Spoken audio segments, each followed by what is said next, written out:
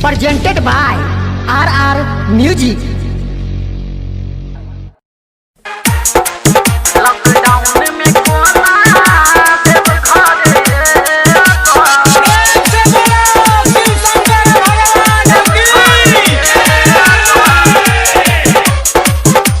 रूपम recording studio जीवस चौक मधुबनी। बाबा सेवका के श्रद्धा पूरा बना एगो यूट्यूब पर चैनल बनावना। बाबा सेवका के श्रद्धा पूरा बना एगो फेसबुक पर पेज बनावना। दिल के हाल ऑनलाइन हम बतेबा लगे नेट से फोटो दर्शन तोहर पेबा। सावन में डीजी कॉल जल चढ़ेबा लगे नेट से फोटो दर्शन तोहर पेबा। बाबा हो लॉकडाउन में कोना देव घरे बाबा हो लॉकडाउन में कोना देव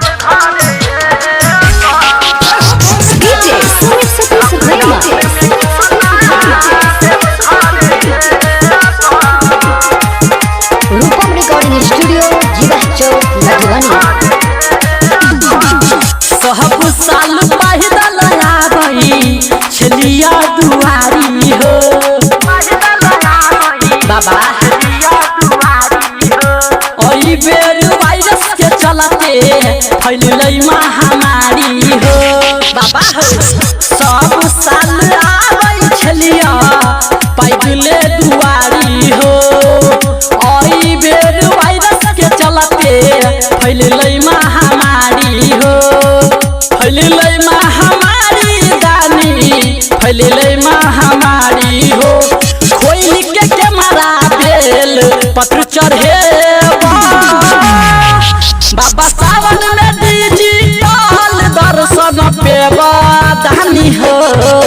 लॉकडाउन में कोना देव घर एबा लगे नेट से फोटो दर्शन तोहर पेबा।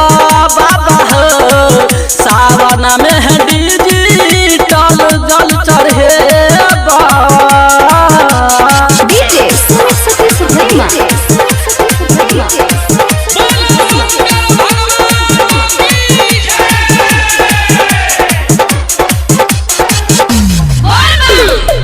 लाइव में तोहरा जदी राइटर राजा जुड़तै